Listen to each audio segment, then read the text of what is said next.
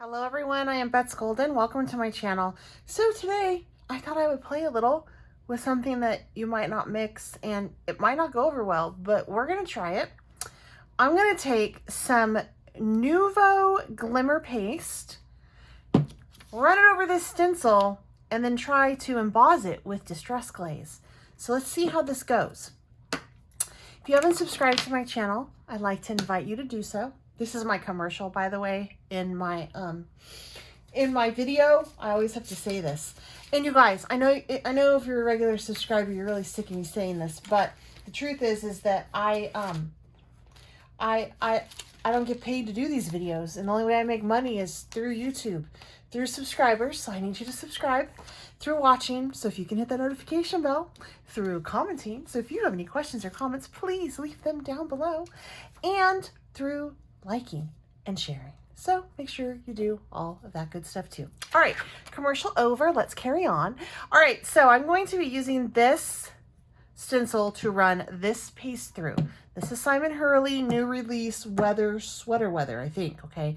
This is Tonic Studios. The rest of it is Simon Hurley and stuff you can find at Ranger. Oh, and then Pixie Spray. I want to use this on my stencil, so I'm just going to take it and I'm gonna fire it off screen over here. Needs to set up for about a minute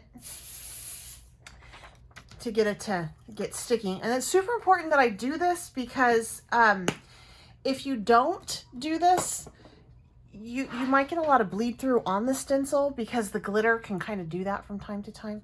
So yeah. All right, the paper that I'm using is an 80-pound cheap cardstock paper because I don't know if this is gonna work and I don't want to waste my good paper on it if it doesn't. So this might go over like not so great. All right, so I'm just gonna take this, and that's pretty good. All right, here we go. So taking the glitter paste, and this is just really awesome glitter. Oh, the color on this is peridot green. I can't say that word. You guys don't make fun of me. I'm really bad at the words. It's this. Okay, good. All right. I'm really bad at the words. Sometimes they just befuffle me, befunkle me. I make up words. Sometimes I use like really big words, like aesthetic. My daughter brought home the word aesthetic, and I'm like, ooh, that's my new favorite word of the day, of the year. So she's like, that is such a good aesthetic. That's a good, yeah, I think that's the word that see, I'm probably butchering that too. My favorite word is serendipity. I love that word. It's just fun to say. Serendipity. Yes. Okay. So anyway, I know you think I've lost my mind, but I feel like I have to humor you a little bit as you watch me literally smear paste across a stencil. This is not entertaining, I know. I want to make sure I got it all in those little nookies and crannies. So basically I'm going over certain spots and I'm just smooshing it down, pulling it up, smooshing it down, pulling it up, smooshing it down, pulling it up. There we go. All right, so I'm going to remove this. And now I'm left with this, which is super pretty on its own, but we're not done yet. My space for you. Didn't make you watch me do it this time.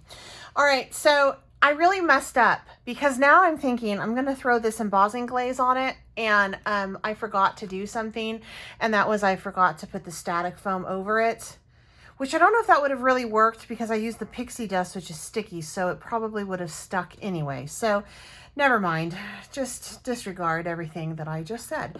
All right, I'm going to be using some cracked pistachio on this first, so we'll just put some there, like that. And as you can tell, that embossing powder does want to stick, but you have to wait, I think, until the gel is dry before you can start to emboss it. So I can take a brush around it, hopefully, and be able to pull a lot of that out. And since this will be, and this is broken china, since this will be dry, since I'm going to let the glitter dry, then the embossing powder will dry on top of it, so it should be okay, I'm thinking. And if you're going, well, Bets, what is your point on doing this? I don't know. I just thought, you know, I'm sitting here in quarantine, can't really go out and do anything, and I was just looking at my stash and I thought, I wonder what will happen if I put glitter gel down and then ran embossing glaze over it. I don't know. This might be a hot mess. We'll see. And then I'm going to do this peel paint all over the rest of it, like this. Okay. There we go. There we go. All right. That's kind of cool. And you know what? Just for the kicks of it, I'm going to go back through and I'm going to put a little bit more pistachio on that, I think.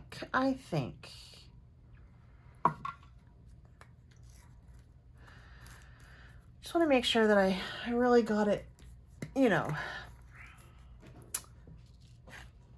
I got plenty of embossing powder all over.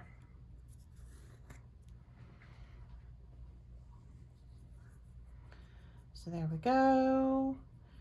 Now this won't stick in areas. I'm hoping that the other embossing powder was down. I think that I can just continue to play this little game. That was cracked pistachio. Yeah, it looks like the colors are good. Ooh, I like some of that color mix. Do you see that? All right, so I think that I probably should let that dry, but I don't know. So this is what I'm gonna do. I actually have taken and have one ready to emboss. So I let all of the glitter gel dry with the embossing powder. I did. And so I'm gonna heat set that, and then I'm gonna come back and I'll heat set this one too wet, because it'll still be wet, I think. And then you can see if there's any difference, because I don't know if there's gonna be a difference or not. It may not make a difference at all. But I'm thinking that since it takes a little bit of time for the gel to dry, that it will need to set up, because I can't really set it with a heat gun. I think it would bubble, even if there is embossing powder over it. So we heat this up off to the side, and then now here we're going to go on in. And this is one that I've already done like this. Does that make any sense? Sure it does.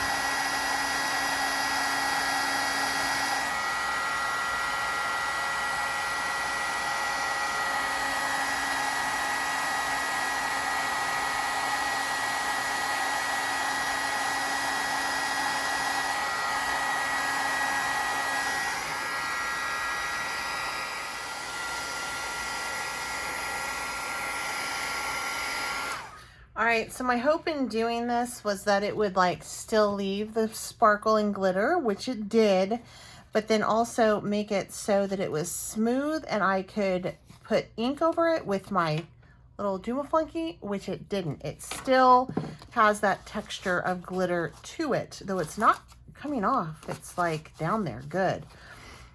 So anyway, this is how it turned out after I had let it sit in the glitter gel and waited for it to dry and then embossed it. So let's take this one, which is wet, and do the same thing.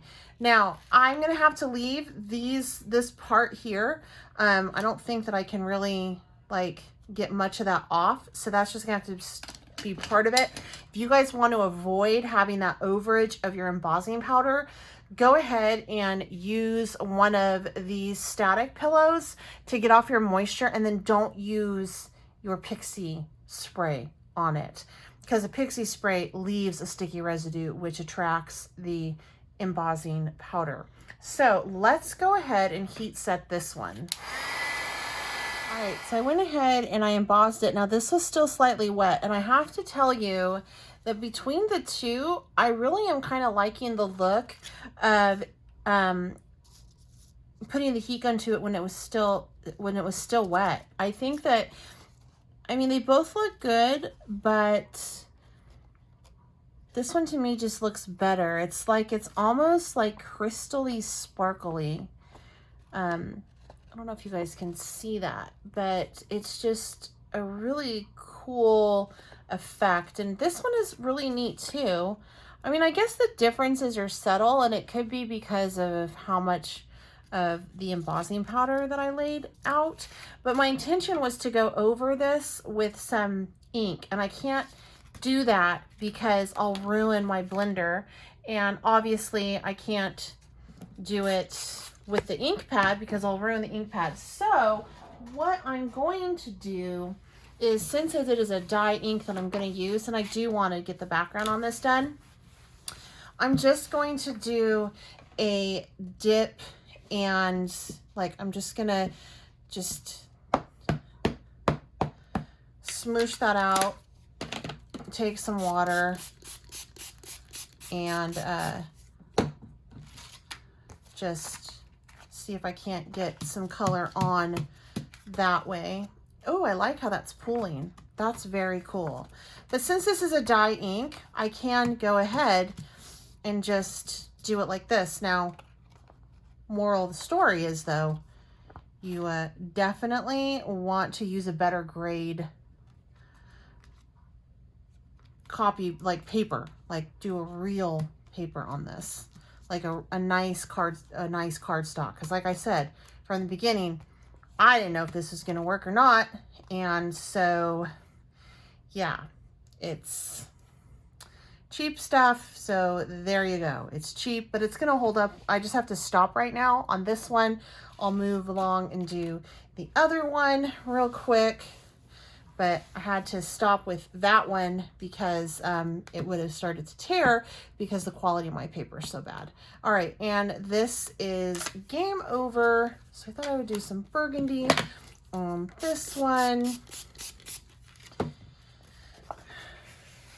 And then I can go on through and actually do some midnight on the other one. But let's see here. Just kind of having to push it in, drag it around, getting that color everywhere. There we go. Now it's working. All right. That's what I love about dye ink. And it's kind of cool because the embossing powder that's on the bottom is resisting as well. All right, so let me clean up this mess, and then I am going to do both of these in some of this fun midnight snack.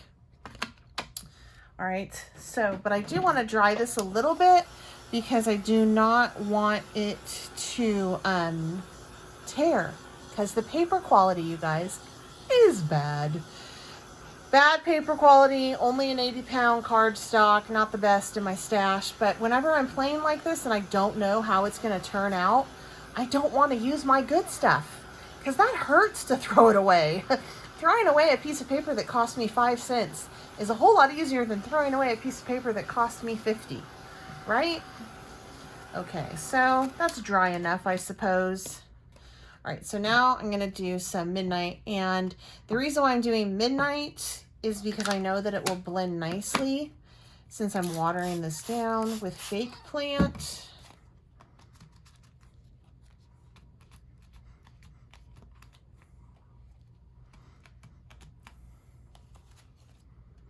There we go.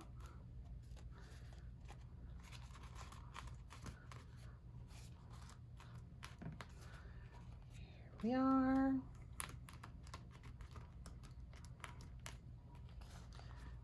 Okay. All right. I like how that background turned out. That's pretty cool. So let me do the same with the other one. Just gonna throw that down there. Add a little more water. I know you've seen like 2 water bottles in my video. You're like, how many water bottles do you have? 3. I have 3. Ooh, that's pretty. Oh, I didn't dry this one. Maybe that's why it's blending so fun. Look, it's making like a purple. Oh, I love it. And that glitter is still shining through, and the embossing glaze is allowing it to resist. So why did I choose embossing glaze and not embossing powder? Well, embossing glaze adds a tint of color to your project. It does not totally add a full coverage so you can see through it. So if I put down, let's say, a red embossing glaze over this, the whole thing would turn red. But since I mean an embossing powder. I meant if I did a red embossing powder, the whole thing would have turned red. But since I did a glaze, it just tinted it those colors, and there is some variation in it. And you guys, I really like these backgrounds. I think I can use them. So my recommendation to you is, first of all, whenever you get a crazy idea on what you should and should not do in your craft room, just go ahead and try it, because you may end up with something really cool. I mean, who would have thought that you can put embossing glaze over glitter paste? That turned out so cool. The sparkle still shines through, and it resisted all of that dye ink. So this is pretty awesome. Definitely a must-try new technique for your craft room. All right, you guys, I certainly hope that you enjoyed this video. I know that I had fun with it. Until next time, I'm Betsy Golden. Happy crafting.